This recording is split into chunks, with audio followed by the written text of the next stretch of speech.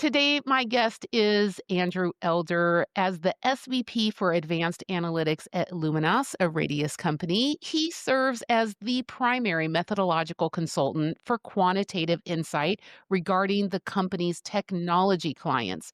This is specifically why I have him on today. You're going to love this conversation because he brings over 30 years of experience in designing and analyzing advanced survey research projects for some of the world's best known companies. And he's presented at conferences across the globe, which I've been very lucky to get to hear some of his work. But he's tutored students and professionals and chaired international conferences on survey innovation. So, welcome to the show, Andrew Elder. Thank you, Priscilla. It's a pleasure to be here. So, Andrew, tell us a little bit about what you do day to day. Let's just put it in some language that Priscilla can understand here. Absolutely.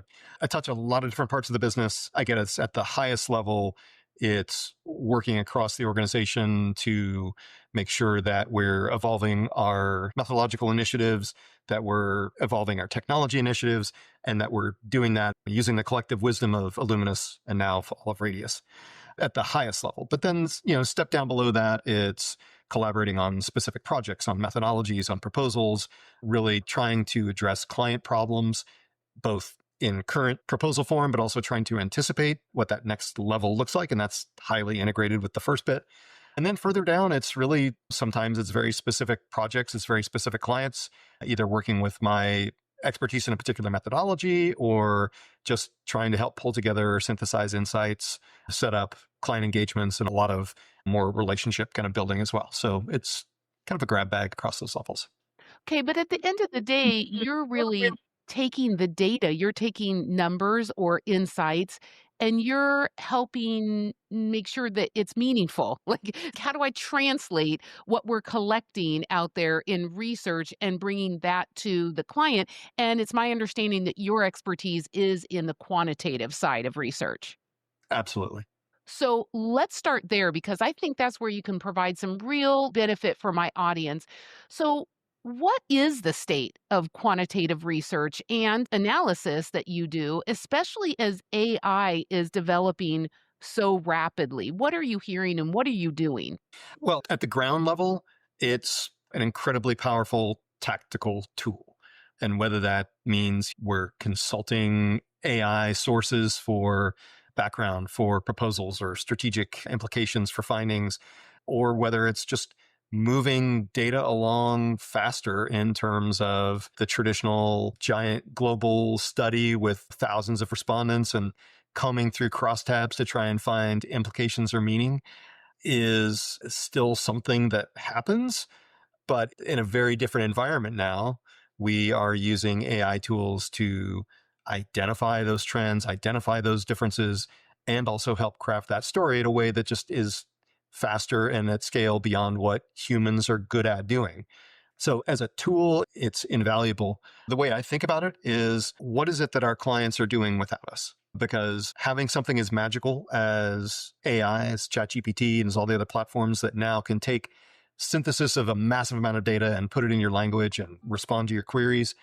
If I were a research buyer or if I were doing my own analysis, the first thing I would do is start asking my various platforms, what can I learn? What's the state of knowledge out there? So that's part of the conversation we're always having, is what treating our baseline now is different in terms of what clients do on their own. And then how do we leverage that and improve upon that? And in particularly, where are the quantitative gaps that research is still most valuable? And then in kind of a circuitous way, what can we feed back into the corpus of various tools to then leverage that?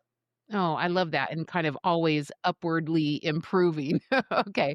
So I hear you say there's a paradigm shift. Now everybody has AI tools, and so people might say, "Oh, so I don't need research." Haha. So, yes, you can use those as powerful tools to analyze, but that's a mindset shift that you're dealing with. But how do the particular challenges of B2B audiences and B2B work that you're an expert in fit within that shift? What are you seeing in that particular vertical? So I think B2B is always a different animal. And I think there's two ways that AI in particular and technology in general has kind of changed that. And that one, the complexity of B2B is always an order of magnitude beyond typical B2C, right? And that we assume when we're talking to a consumer, we're getting kind of the straight insight into their thoughts, their wishes, their desires.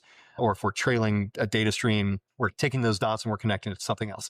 Whereas in B2B, you're dealing at organizational decisions that are made through individuals. Those individuals have different roles, different levels of influence, and different ways of manifesting whatever outcome it is you're looking at. So it's incredibly complicated.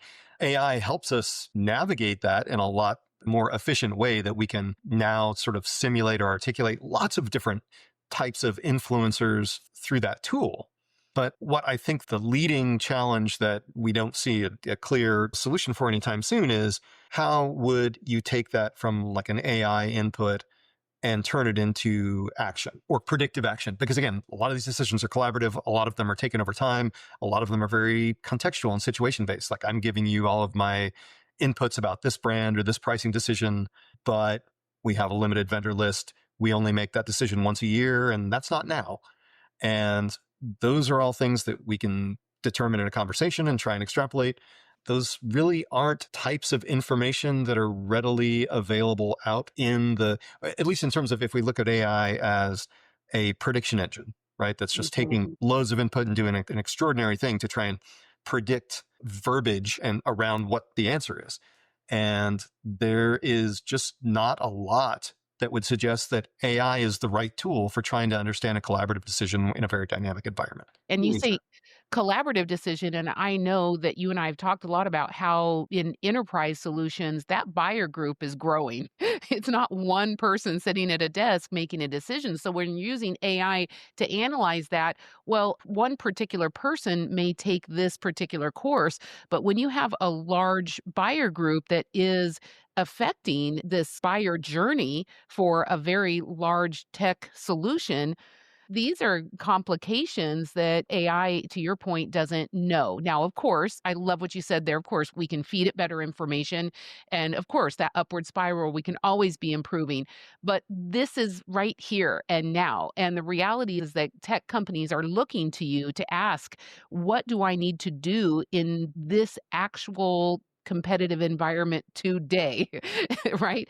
So that is super important to be able to bifurcate. This is what AI can know, and this is what AI can't as of now, or at least it can't take the whole into consideration. So that is really important when we're thinking about giving advice to companies about the competitive context. But kind of let's back up a little bit. Tell me why that competitive context is so important in the quantitative research that you do. Yeah, so that's one of the crucial areas that we see is ongoing in terms of the evolution of thinking as it relates to market research, but also as it relates to just purchase situations in general, which is that the competitive context is absolutely crucial. And this is, on the one hand, from the survey side or from the quantitative side, the first thing we always have to juggle is we have a very limited amount of attention that we have when we're going out in any context, I guess, qualitative or quantitative, and we have to make the most of that. And so, but especially in a quantitative survey, we would love to know the full breadth of everything that you're considering, who does what well, what ultimately, backtrack me through this whole purchase decision. But we don't have time to do that. And frankly, it's a little bit of a game to treat humans like robots that can fully articulate everything that they did to lead up to their decision. So the way that kind of has evolved through measurement, like in the brand world or in the loyalty world, was you only need one metric.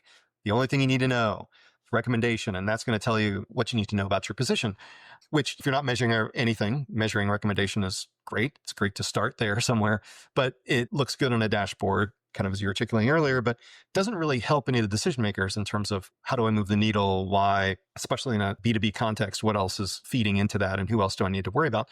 So we need to get beyond that. And so that's, I think, well recognized that getting beyond one metric is really important. But we have this choice because we have limited time. We kind of go broad and understand the lay of the marketplace and the competitive landscape, or we go deep and try and understand like, well, what's going on in that relationship or in that product or in that pricing situation.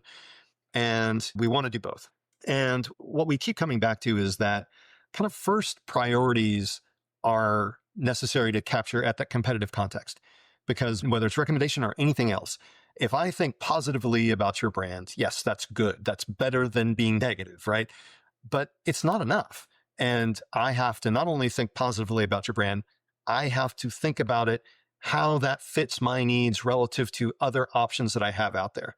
And until you know that, like all the positioning or all the pricing or all the features that go under that actually aren't all that helpful.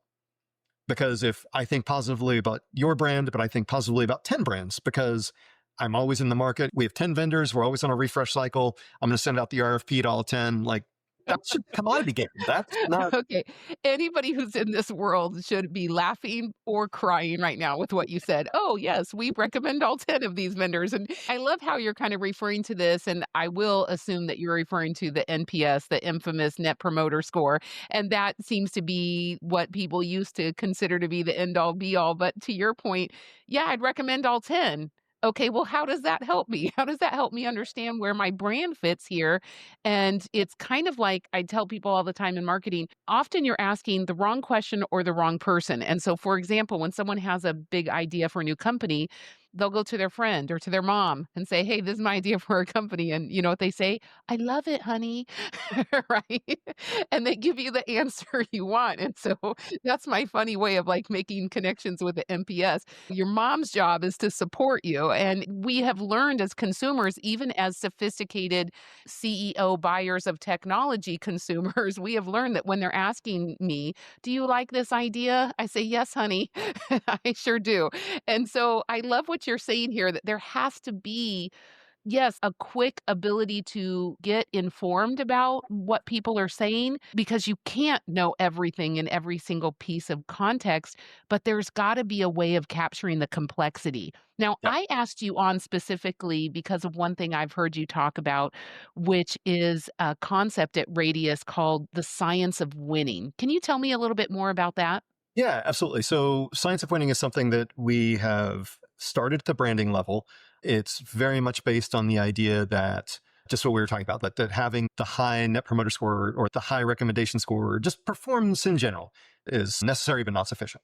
And what that's building on is over 10 years of research that came from Dr. Tim Cunningham and his co authors with regard to the wallet allocation rule, which was basically a series of research specifically to kind of work out the weaknesses of NPS, which showed that basically the absolute score is very poor at predicting future outcomes. Relative position is much stronger at predicting future outcomes, including share of wallet.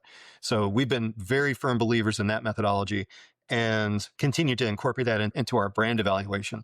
But it really goes beyond that because the concept applies to a lot of different things. But in the brand context or in the positioning context, it's crucial for people to understand that capturing sentiment, capturing even like positioning white space, right? To go out and try and articulate what your brand stands for is useful, but only to the degree that you elevate your brand. Mhm. Meaning, if you, I mean, and part of this is like relevance, like you go out and claim an attribute that nobody cares about, it's not going to move the needle. That's kind of the obvious part of like positioning 101. But the bigger picture is like we're talking about, like, okay, I'm going to go for, I'm tired of being a value brand. I want to be a premium brand. Well, there are other premium brands, and what that means may mean different things. And again, you can spend a lot of time going into a lot of depth about like, well, when we mean premium, it's going to be materials, but this premium is going to mean none of it really matters that much unless it elevates your brand. And simply the science of winning is becoming the most premium or having the best service or best experience and translating that into being a brand that elevates among others. Not just a considered brand, not just a recommended brand, but the most recommended brand. Now that Mhm. sounds like a really high bar. And so you think like, well, that only applies to market leader X or market with somebody with like a massive marketing budget. But it's not at all because again, it's relative to your competitive set. And so this is where in the B2B world, we have a ton of clients who are in data centers or they're in like technology stacks. And there is no one winner because they're built on all of these series of pieces. But every brand is there for a reason. And so, yes, if you want to own the entire relationship, if you want to be like the Microsoft or whatever in at the infrastructure level, maybe that top level is most important. But for the most part, you just need to be best at what you're known for. So within your category or subcategory, that's where elevating your brand is crucial. And you can still make a great deal of pay in terms of wallet share by doing Mhm. that. Otherwise, yeah, you're improving your brand, maybe even improving your recognition, kind of like very top of funnel things like we need to be more present. Sure, you do, but that presence has to be leading towards winning, basically. Okay, let's say that I completely agree with you, which Andrew, normally in every conversation, I completely agree with you. But let's just say I have brand X and I agree with you and I want to see what this looks like. So I want to engage in the science of winning for my brand. Tell me a little bit about some of the methodologies that you might employ to help me understand that, or what kind of quantitative approaches would you take to Mm, give me the data where I could make a decision. Like, how do I go about that? Because it sounds amazing. Like you're Yeah. saying there is a new rubric that I could understand that would be so much more comprehensive and help me gain that competitive advantage. Okay, it lands on your desk, Andrew. What do you do? So the great news for anybody coming to us with that is that the first step is really often built on traditional funnel metrics, or just even if you don't even like the funnel, if you want to argue that the funnel is irrelevant, just basic KPIs. Pretty much anything that is leading towards engagement and intention, we can use as a foundation for the science of winning. That said, we have a preferred approach, which would get us to the results faster, or there are additional components that make it more meaningful. So easy enough to say we can build on your traditional funnel metrics, but let's take a ridiculous example. We once had a very notable tech CEO tell us that even NPS was too much. I just need to know whether a client is going to buy me or not. Yes, no. Which is Okay. kind of like a very executive thing saying, like black and white. Yes, and that's true. I mean, in the sense of that conversation, yes. Are you buying me? Great. That's all I need.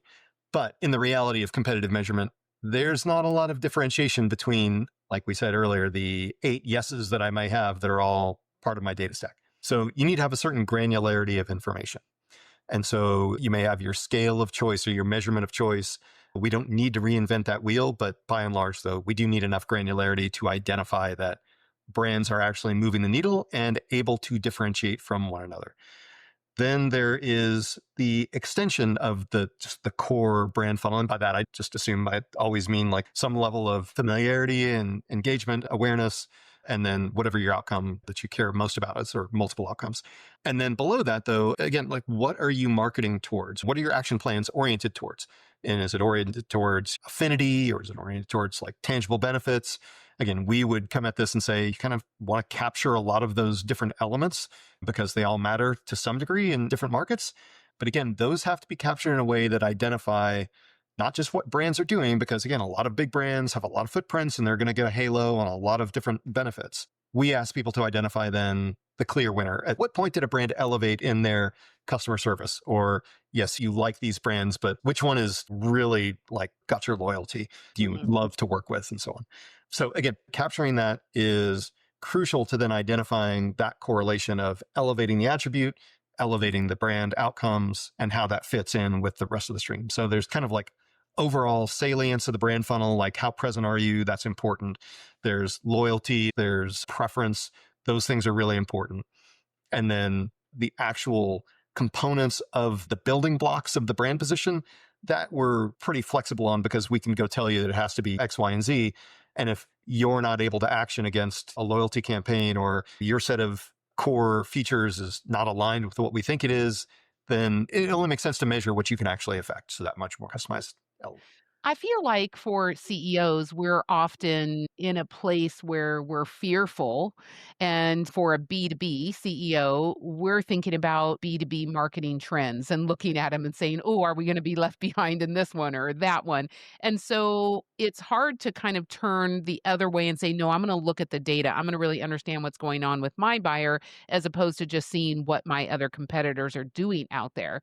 Mhm. So I would love to go back to that conversation of that CEO that said, I'm sorry, I just need a yes, no. So what was your answer to that when he's really looking for a B2B marketing strategy framework that's going to work, but yet he wants to make it so simple? Like, where would you start with him? Well, that was a pretty easy one because we just inserted a yes no question into the survey. Brilliant. Good. And we still had the rest of the framework. So that was actually a pretty easy one to navigate. And then there was the soft selling around the like, sure, getting to yes is important. And here's how you get to yes. And it's all through elevating the brand and so forth. So there's some backdoor ways to get what you need out of that. Well, a little bit more to that fear. And I think you would agree that research is the antidote to living in fear when it comes to what should I do in my next B2B marketing campaign? Like, get the data. How often are you in a situation, just reality right now, where people either don't want the data or they're not actioning based on the data that you provide? Is there some frustration in that right now? Yeah, absolutely. I think with B2B especially, but I don't know that this is even radically different in B2B or in B2C. It's one thing to rely on the data and learn from that. And then there is this process of taking it to action. But especially in B2B, where action is can be really complicated.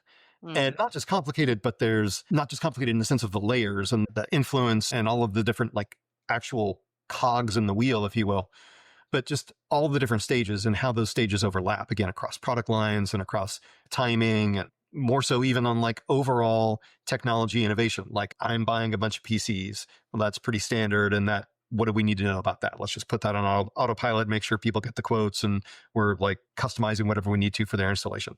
And that's probably true most of the time. But okay, now we're doing, I don't know, like with COVID, like we had this like total, like now like remote work shift. So now those PC orders were in a completely different context where, and this is like super tactical, but it's also really true that like we're not just populating a bunch of desks in an office. We now have to like get people out to all these, like, oh, we have to care about microphones. We have to care about, yeah. That all of a sudden changes the level of hand holding. And no, oh, wait, do we have the software installed? What controls do we have over like quality and how are we going to get people to collaborate? Completely different than just a standard refresh cycle. And of course, you go through different technologies, hardware, software, especially. Now it's just all the more complicated about how do I get to that decision. So I think in terms of thinking about that specific go to market and what do I need to get to that buyer to help them make a choice, it can seem like there's this insurmountable gap between you gave me this big picture insight in terms of what's driving my brand or what makes my brand successful versus others and what's elevating the brand. But at the end of the day, I need to respond to an email or I need to make sure that somebody who clicks on this gets this collateral or, and that is a daunting task, which I do not envy anybody. But I think the problem is there's often a desire to basically take the learnings from the research and then either kind of discard it or set it aside because it doesn't immediately fit into that like very functional segmented view. And what I keep trying to kind of come back to is like, again, if you didn't have any other information and somebody came to your website and they clicked on get a quote, well, you're just going to send them the quote and that's going to be done. But what would you do differently if that person came in and said, I just had my budget cut in half. I need the most price competitive quote you can give me. And this is what my platform looks like. No frills. Versus somebody who's like, we're completely moving to the cloud. We're changing the way that people work. We need desktops that have much higher horsepower because of that, yada, yada, yada. Give me a quote. Well, that's a completely different experience. Now, the flow of get them the quote, get them the backup collateral, schedule a meeting, like maybe that's not any different, but it should influence how you as an organization are either A, reaching out on a person to person basis or the type of automation or prompting even that you're setting up in your agentic future of realizing that like, don't just send the quote, put if this, if this, if this, push it in this context. I love that. So you are constantly giving clients advice about what things they should be thinking about in their studies, how complex and how simple, right? So you gave me some very complex examples and some very simple examples. So let's kind of end on this because since I have an expert on the line, I'm going to call him up. Ring, ring. Andrew, I'm calling you. And I really want expert advice for a better brand outcome. And I know that my marketing is not hitting the right notes. Where do you start with that? Because it is a big conversation. How could you put my audience at ease and maybe help them ask themselves a few questions first so they know where to start? What kind of research do I need? Where should I go first? Like, how do you just start that conversation a little bit? Yeah. Well, I mean, some of it is going to revolve around basics in terms of how well do you understand your audience? How well can we target and focus on specific influencer types or industry bases or what have you? Because part of that, then, I mean, it's related, right? In terms of like, if I have this very targeted understanding of my audience, then we can kind of cut to the chase on that and probably dive deeper on what it really takes to understand your brand in a more tangible way Whereas if this is more exploratory, this is broader. I mean, even a question like the competitive set, like trying to understand who you're competing against, might not be something that we actually are easily able to articulate without really going through a lot of revisions and maybe even some additional research, or in a first phase of research, even understand how that competitive set is perceived. And that's maybe, again, another area where AI actually is a pretty good tool for helping advance that conversation. But once you get down into that, I would say then let's treat it like the funnel is kind of a starting point. Mm. Funnel for what? Funnel for a product, a solution, a brand, a platform. Like, those are very different decisions. And maybe those are multiple decisions that all lead to the same place, or maybe, but again, needing to understand that, because relating then down to the line of what are you trying to influence and what are you trying to action against? If it's like a very targeted product level determination, well, then we need to reach at the influencer at that level, but also talk about or analyze the competitive set and the go to market and the competitive advantages in the context of that product as it sits within a tier or a hierarchy or a brand or whatever. Whereas if this is very much like this is a big platform decision, it's probably a lot fewer competitors, but it's a much bigger scale, different kind of influencer. The brand model itself probably is simpler in execution because we're talking about this big picture thing. But now the decision making is much more complex because you know that at that platform level, it's going to touch a lot more people. It's going to have a lot more must haves or have to go through a lot more gates. So that then like can be simpler up here, but then what you're actually analyzing might be very more diffused in terms of what buttons can I push and where. So that's, I guess I would say, like, we try and keep everything within a consistent framework of how do you influence the outcome and what are the components around that. But whether you're engaging at this platform level all the way down to a very targeted brand level can change what that looks like and how you get there. I love that, and that really brings us full circle to where I started, was more companies are pouring tons of money into digital tools and AI in order to help them understand the consumer. Again, the real winners will be leaders who can tell the difference between flashy metrics and actual insights that give them that ability to beat their competition. And I know that having someone on their team and as a partner to really understand advanced analytics and read the digital signs is really important in order to cut through that noise and make those strategic moves that will actually grow the business instead of just, yep, I did the report. Here I am looking at the dashboard. So we all want growth, and that is the hardest thing to manage. But I can totally see, Andrew, how the really a digital literacy and a literacy with analytics and a literacy with these tools is super important for getting ahead in the tech world anymore. Yeah, absolutely. I Absolutely. love it. I love it. Thank you so much for joining me, Andrew. As always, it's a pleasure to talk to you. Yeah, Priscilla, my pleasure. Thank you so much.